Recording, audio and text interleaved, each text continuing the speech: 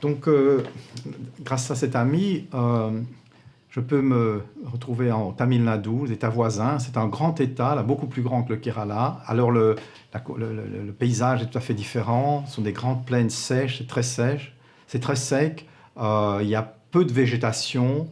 Il y a, la région où j'étais était en plus, il y a peu d'irrigation.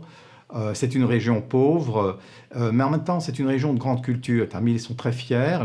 Il y a une tradition littéraire qui remonte, qui est très ancienne.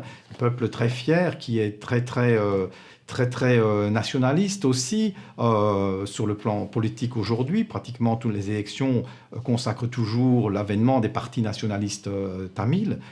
Et donc, je me retrouve dans un monde quand même très différent, donc avec un collaborateur qui va m'aider pour mes premiers pas, puisqu'au départ, je ne parle guère de tamil. J'étais dans un état, au Kerala, on parle le malayalam, pour situer au Tamil Nadu le tamil, donc une langue voisine, parente, mais quand même totalement différente, hein, pour l'espagnol ou l'italien, pour prendre un exemple. Et donc, il nous faut choisir alors un endroit de recherche. Et donc, j'ai deux idées qui me viennent. D'abord, il y a pas mal de chrétiens dans la région. Il y a peu d'ethnographie qui concerne les chrétiens. Et je trouvais que c'était un thème qui n'était pas inintéressant. Mais surtout, je voulais me concentrer sur les intouchables. Parce que, justement, ce sont donc les catégories les plus défavorisées, gens qui se trouvent au bas de l'échelle sociale, et sur lesquels il y avait relativement peu de monographie à l'époque. Il en existait, mais relativement peu. Disons que les écrits sur l'intouchabilité de l'époque étaient souvent soit tirés du sanskrit, on parlait de la condition des intouchables à partir des études des textes, de l'étude des textes, qui n'ont pas grand-chose à voir avec la réalité, soit quand les premiers ethnologues, comme Srinivas d'ailleurs, dont j'ai parlé tout à l'heure, qui était professeur à Oxford, qui était le père de l'anthropologie indienne, donc il y a une connaissance empirique très affinée, mais il dit lui-même qu'il connaît les quartiers intouchables, il les a abordés à partir du centre du village, de la caste dominante, de la caste principale.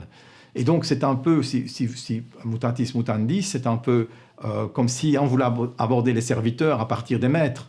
Hein, et c'est évidemment une déformation importante. Donc je me rends compte très vite qu'il y a tout près d'où nous nous trouvions un petit hameau qui est composé presque uniquement d'intouchables, de deux castes, et dont une partie est chrétienne. Donc ça me convenait extrêmement bien.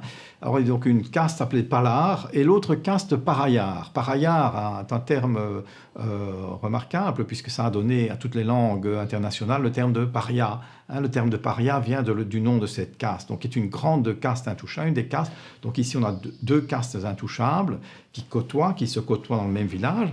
Hein, qui sont donc endogames, et donc qui comprennent chacune plusieurs millions d'individus aujourd'hui, hein, qui sont répartis sur l'ensemble du territoire. Donc elles ont ce site particulier aussi, contrairement aux grands groupes de travailleurs hein, qu'on retrouve un peu partout, qui forment généralement la majorité, la populace. Hein, ici, ils sont toujours minoritaires. Donc ils vivent toujours en marge des villages, donc ils servent les villages, ils travaillent pour le village comme travailleurs agricoles ou pour toutes les petites tâches, pour équarrisseurs, pour vidangeurs, hein, pour balayeurs. Donc ils font toutes les tâches qui sont liées aux impuretés, en gros, pour simplifier, aux impuretés organiques, hein, aux déchets organiques liés à la mort et aux démons.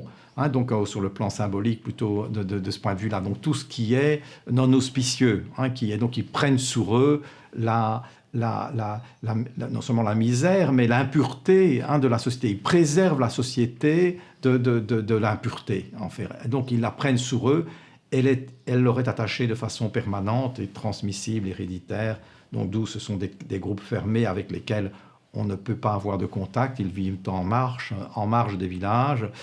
on ne va pas chez eux, on ne mange pas, on n'accepte pas de nourriture qui vienne de la leur. Enfin, c'est un petit peu des arrangements symboliques parce que c'est eux qui produisent la nourriture, ils sont travailleurs agricoles. Donc c'est eux qui produisent le riz et le blé très souvent, hein, dès lors qu'il est cuisiné, donc il y a un petit peu de raffinement. Hein. Ce raffinement, on va d'ailleurs, de façon intéressante, on n'en parle pas à l'époque, mais il va avec qu'on couche avec leurs femmes aussi pas mal. Hein. Beaucoup de femmes font de la prostitution, sont des prostituées, sont très très pauvres, donc on a la prostitution occasionnelle. Pas mal de gens n'ont guère de scrupules d'avoir un échange d'humeur et de contacts extrêmement rapprochés. Hein, donc on n'en parle pas à l'époque, on n'en parlait pas, puisqu'on vit encore en puritanisme, hein, c'est la période pré-sida, donc on ne sait pas ces choses-là, on en parle peu. Mais c'est néanmoins la réalité déjà à l'époque. Hein, donc on est un petit peu quand même un peu jésuitique, hein, si j'ose dire, pas vu, pas pris. Hein, en tout cas, ils vivent tout de même en marge des villages. Ils vivent donc à l'écart. Ils ne peuvent pas pénétrer dans les villages sinon pour remplir les tâches qui leur sont assignées. Et donc ce sont des gens évidemment intéressants aussi, grandement analphabètes, et en même temps, on y reviendra, mais qui jouissent depuis l'indépendance, même avant l'indépendance, mais donc de mesures de protection, donc d'un système de discrimination positive. Donc, alors que les castes ne sont plus reconnues par la Constitution et par l'État, en simplifiant, donc la Constitution prévoit néanmoins un certain nombre d'avantages qui sont réservés aux tribus, dont j'ai parlé tout à l'heure, hein, qui était mon premier centre d'intérêt, et puis aux intouchables, donc on appelle scheduled castes, hein, les tribus, les castes répertoriées. Donc autrement dit, des groupes qui étaient quand même relativement mal définis. C'était pas facile avant l'indépendance de savoir qui est vraiment intouchable ou non. Hein. C'était pas écrit sur le visage. Hein. C'était une question ça pouvait être même négocié. C'était une question de relations sociales, hein, de relations d'interaction entre les gens. Donc il y avait des différences. Mais tout d'un coup, ils sont reconnus par la Constitution et donc ils sont protégés et donc ils vont faire l'objet d'un avantage. Autrement dit, ils sont quelque peu stigmatisés davantage. Hein. Et donc ce système persiste jusqu'à aujourd'hui. Il est loin d'avoir disparu. Au contraire, il va être étendu à d'autres catégories sociales puisque la Constitution prévoit qu'elle dit on n'a pas fait le tour de la pauvreté en Inde et de la misère et de la discrimination en ayant spécifié ces deux groupes. Donc elle prévoit un troisième groupe qui s'appelle Other Backward Classes, donc les autres castes arriérées. Et donc c'est une lutte incessante qui continue jusqu'à ce jour. À peu près tout le monde dans certains États est reconnu comme arriéré. Donc pour pouvoir faire l'objet de protections qui sont moins importantes que pour les tribus et les intouchables, mais tout de même. Et donc ce village était très, très remarquable. C'est un petit village, donc quelques centaines d'habitants, deux castes qui se fréquentent relativement peu, de même statut socio-économique, mais relativement fermés l'une à l'autre. Les Paraiyars sont à moitié chrétiens, à moitié hindous, donc ça c'est aussi fort, fort intéressant. Et donc sur le plan économique, ce qui était remarquable, je pense à cause des chrétiens sans doute, ils forment un village séparé, ils ne sont pas attachés à un autre village. Ils sont relativement indépendants, sauf que sur le plan économique, ils travaillent comme travailleurs agricoles et ils font tous les coulisses, des porteurs, hein, pour les gens des environs. Donc on est dans le secteur non organisé de l'économie, c'est-à-dire des travailleurs journaliers qui se présentent chaque jour chez des employeurs potentiels et qui reçoivent de l'argent en fin de journée, hein, très peu d'argent à l'époque, très peu d'argent.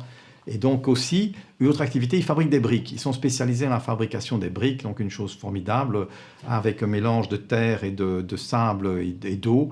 Donc qu'ils font sécher, et ensuite ils construisent des fours auxquels ils mettent le feu. Hein, et donc toute la région, ainsi, on voit des énormes briqueteries, hein, avec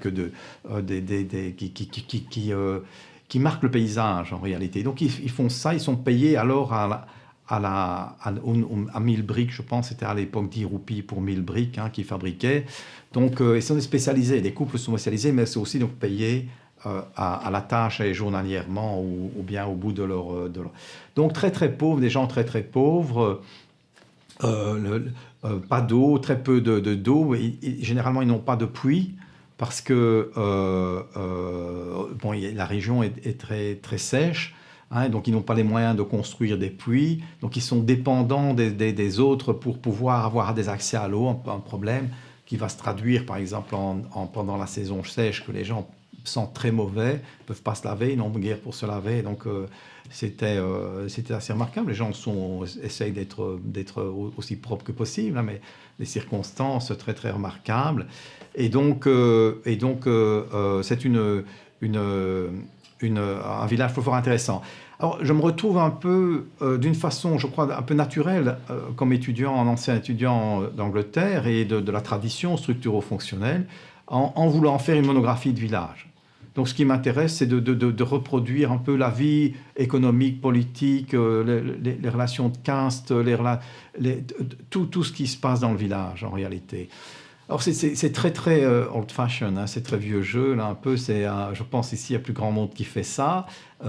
C'est un peu dommage, je trouve, parce que c'est formidable comme expérience, parce que vous essayez de reconstruire un monde un petit peu artificiel aussi, un peu cette idée, hein, que un village est un monde en lui-même, un monde fermé, dont on essaie de montrer l'équilibre, mais sur le plan empirique et sur le plan de la connaissance, je crois qu'on apprend énormément, en tout cas soi-même, hein, on apprend beaucoup de choses, connaissait bien les gens, je faisais des généalogies, je connaissais bien tout le monde, les rapports généalogiques, je connaissais mieux que certaines gens, parfois on me demandait des explications, ce qui me faisait très, très, très plaisir. Ah, et donc, c'était un monde d'autant plus formidable. Alors, une chose, on voit qu'on est quand même très, très éloigné des préoccupations intellectuelles qui avaient été les miennes comme étudiant.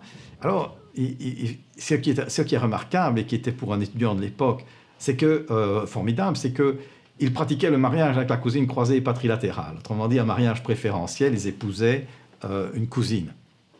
Et donc, c'était le grand débat des structures élémentaires de la parenté qui avait été étudié aussi par Dumont dans un très beau texte sur la parenté de Dumont, je n'ai pas parlé, mais des textes formidables et remarquables sur la parenté de Louis Dumont, Dravidien et Carriera, par exemple, et d'autres. Et donc, là aussi, c'est un des sujets qui va m'intéresser, qui va me... Pour être anthropologue et parler du mariage avec des cousines croisées, c'est une aubaine formidable. Ça vous donne des lettres de noblesse qui sont remarquables. Et donc de savoir...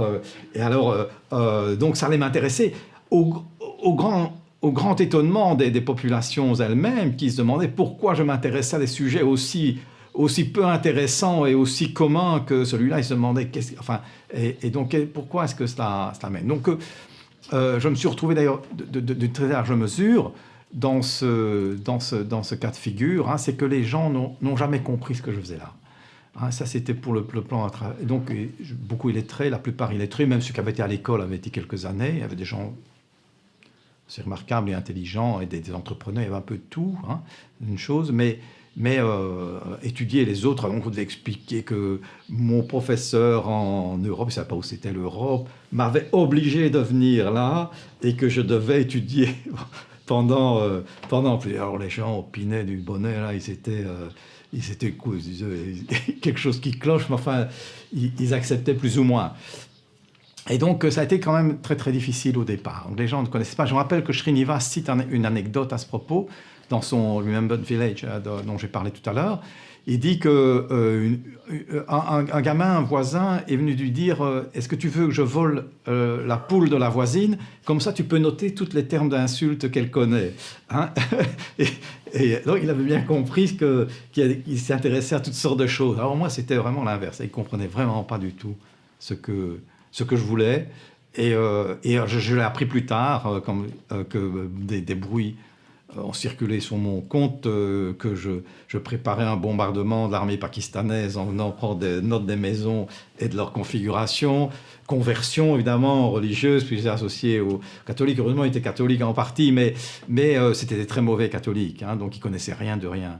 Et donc, je ne cessais de leur mettre le doigt sur leurs insuffisances. Donc, ils pensaient que j'allais aller tout raconter, sans doute à l'évêque, qui pouvait toujours les punir. Je reviens parce que c'est un thème intéressant, sur celui de la religion, mais Mais donc oui, c'était très difficile. Ça m'intéressait évidemment le thème de la religion, particulièrement chez les hindous. Chez les catholiques, par essence, on était moins intéressés parce qu'on pensait qu'on savait ce qu'ils pensaient. En réalité, j'allais me percevoir que on était à des années-lumière de nos connaissances, qu'on ne connaissait rien en fait du christianisme. C'était des bons chrétiens, des très bons chrétiens, très forts. Hein, mais ils voient la Vierge Marie, un culte important, mais ils connaissaient rien du tout. Mais c'était vrai des hindous aussi. Alors qu'on en tant qu'étudiant en anthropologie, on a tendance à penser, surtout en indien, mais que tout indigène est un théologien en puissance. Hein, chaque question sur la religion, alors là, a été reçue. Mais qu'est-ce qui lui prend de nous poser des questions sur des thèmes sur lesquels on est notoirement connu pour ne savoir rien? Hein, et donc il me disait d'aller interroger un prêtre, d'aller interroger un curé ou un prêtre hindou quelque part, mais eux, ils savaient vraiment rien. Et donc ça a été assez étonnant. C'était une leçon formidable d'ailleurs, qui était, je pense, sur le plan anthropologique assez symptomatique, hein, de nos présupposés, hein, aussi d'un monde qui vit dans une tradition un peu marquée comme ça. En fait, les gens vivaient une religion qui était très pragmatique, qui était uniquement tournée vers l'obtention de bienfaits des divinités, et donc on les insultait s'ils ne donnaient pas, et on faisait des vœux, on priait si on était malade, mais c'était à peu près tout. Hein, donc c'était quand même très peu théologique, en tout cas pour des Indiens surtout. Ils connaissaient les divinités, chaque fois c'était la même chose. Tu avais une statue d'une divinité hindoue, par exemple, je demandais qui c'était, ils ne savaient même pas dire qui c'était. Donc c'était très embarrassant, et j'ai pu reproduire par la suite. Donc en tout cas, c'était pas la manière dont il fallait aborder la religion, en tout cas par les connaissances, hein, parce qu'il y avait une vie religieuse bien sûr très intense et importante, mais c'était aussi une leçon. Et c'est vrai qu'on apprend beaucoup de choses de ce point de vue-là, hein, donc sur nous-mêmes en fait, hein, sur le catholicisme par exemple, hein, aussi, m'ont appris beaucoup sur ce qui était essentiel peut-être dans le catholicisme que je n'imaginais même pas, et qui était aussi peut-être purgatoire, des choses comme ça. Ils n'avaient jamais entendu parler, ils ne savaient pas ce que c'était, même déjà le paradis, c'était une notion assez... Mais ça a été finalement des leçons presque théologiques qui donnaient à des gens qui avaient une conception sans doute assez pragmatique, assez intéressante de la manière de vivre la religion, hein, alors que j'étais marqué plutôt par des concepts assez conventionnels moi-même, préalablement, enfin il y a longtemps auparavant. Mais donc c'était fort intéressant, et donc aussi je me suis retrouvé dans cette difficulté de mener une enquête convenable. Hein, donc les gens me fouillaient quand ils me voyaient arriver. Alors j'ai une chance, c'est que, enfin une chance si j'ose dire, mais c'est que j'avais pas mal de médicaments avec moi pour passer mes 2 années. Plus qu'il ne fallait d'ailleurs pour soigner un régiment entier. Et donc il y a eu un jour des enfants qui avaient 2 petits-enfants d'une même famille, des gens très pauvres, qui avaient des furoncles importants à la tête. C'était vraiment très vilain. J'imagine que ça n'était pas sans danger. Je ne suis pas du tout porté sur la chose médicale, mais j'imagine que c'est pas sans danger. Et la maman m'a demandé si je pouvais faire quelque chose. Et voilà, j'avais des antiseptiques, etc. Donc je me suis dit, on me rappelait des techniques de grand-mère, de faire des compresses d'eau chaude, ce que j'ai fait plusieurs jours de suite. Puis j'ai mis de l'antiseptique on appelait, c'était typiquement belge, je crois, du mercurochrome. Je ne crois pas que vous aviez ça à l'époque, qui était le médicament miracle, passe-partout. Donc, enfin, un antiseptique en tout cas. Et donc ça a ouvert, en fait, je me suis très vite retrouvé à devoir soigner tous les enfants du village, puis les parents, à distribuer des médicaments, ce qui n'était pas une mauvaise chose, sinon que 2 fois j'ai eu des personnes qui ne dormaient plus depuis longtemps, et qui ont tellement dormi, je ne sais pas ce que je leur ai donné en plus, mais que tout le monde pensait qu'ils étaient morts le lendemain matin. Il y en a qui prenaient la jambe ou le bras et qui retombaient quand on laissait tomber. Donc j'ai quand même eu un tout petit peu peur. Et donc ça a ouvert des portes, hein, énormément. Ça a fortement dédramatisé et légitimé ma présence en réalité. Donc ils m'ont vu comme quelqu'un qui était bienveillant, je crois, qui était donc plutôt acceptable. Et donc ça a fortement détendu l'atmosphère, justement. Et donc on m'a pris un peu comme quelqu'un, certes d'assez original, qui posait des questions ou qui observait des choses bizarre, mais que tout le monde savait, hein, et surtout, mais donc qui était plus ou moins, faisait partie des meubles d'une certaine façon. D'autant plus que, surtout au début, comme je ne comprenais pas très bien, ils ne comprenaient pas comment quelqu'un qui était manifestement beaucoup plus intelligent qu'eux, en tout cas plus instruit, ne parle pas une langue et m'expliquait qu'ils avaient parlé de ça depuis qu'ils étaient tout petits, que c'était facile, et que moi je baragouinais d'une façon. Alors ils se mettaient à hurler devant moi, ils croyaient que j'étais plutôt sourd, que je ne comprenais pas bien, alors qu'ils hurlaient devant moi. Là, ils ne comprenaient pas très bien comment on ne puisse pas connaître le tamil. C'était quelque chose qui leur était. D'ailleurs, tout ce qui était aussi non tamil, donc les autres Indiens, étaient des étrangers. Ils ne comprenaient pas bien, ils ne voyaient pas très bien ce que c'était qu'être Indien. En fait, c'était tamil avant. Et ils appelaient tout Bangalore, ou bien Bangalore, c'est une ville dans l'état de Karnataka, ou bien Delhi, hein, ou Madras. Donc tout était. Madras, c'est la capitale du Tamil Nadu, mais tout ce qui venait qui était lointain tamil, c'était Madras. Tout le reste, c'était Bangalore. Hein, donc, et ils croyaient que je venais de Bangalore aussi. Et donc, quand je disais Belgium, ça ressemblait à Bangalore. Il y en a qui connaissaient Belgaum, qui est une ville un peu plus au nord. Donc mais évidemment, ils ne connaissaient rien du tout de cela. Donc, finalement, c'était assez étonnant d'un point de vue aussi. C'est que finalement, j'étais moins étranger qu'il n'aurait pu paraître, hein, dans la mesure où ils considéraient les autres Indiens qui ne parlaient pas le tamil comme aussi étrangers que moi-même. Donc ils ne voyaient pas. Et d'ailleurs, la couleur de peau, ils voyaient que je brunissais un peu sur les parties visibles, en tout cas. Et donc ils disaient que si je restais un peu de temps, je serais comme eux au bout du compte. Hein. La plante de mes pieds faisant l'objet, par contre, comme c'était assez mou d'un intérêt majeur, là, tout le monde, à peu près, quand j'étais assis quelque part, venait sentir ma plante de pied, parce qu'ils ont une espèce de corne pour eux-mêmes, hein, qui est extrêmement dure. Moi, c'est juste l'inverse. Donc, ça a été vraiment très agréable de travailler, de pouvoir faire, de nouer des contacts aussi, des contacts humains, parce que c'est jamais coupé véritablement de contacts humains, puisqu'on passe par des personnes, à travers des personnes, tout le temps on est en contact en fait avec des individus, pas avec un groupe. Hein. Et c'est parfois ce qu'on oublie quand on voit les monographies. On a l'impression qu'on parle d'un groupe. En fait, on a travaillé toujours avec des individus, avec des personnes qui sont des êtres humains, et qui étaient d'ailleurs aussi très différents les uns des autres. Hein, alors qu'on essaie c'est un des problèmes, des intérêts de l'étude anthropologique, d'essayer de ramener un ensemble collectif. En réalité, on a des grandes différences, même dans un milieu aussi traditionnel que celui-là, des grandes différences individuelles aussi, ce qui est assez frappant. Il y a des types qui sont plutôt entrepreneurs, il y a des gens qui sont plutôt religieux et d'autres moins, des gens dynamiques, des gens colériques, il y a des gens un peu sages, des calmes, etc. On avait vraiment tout l'éventail des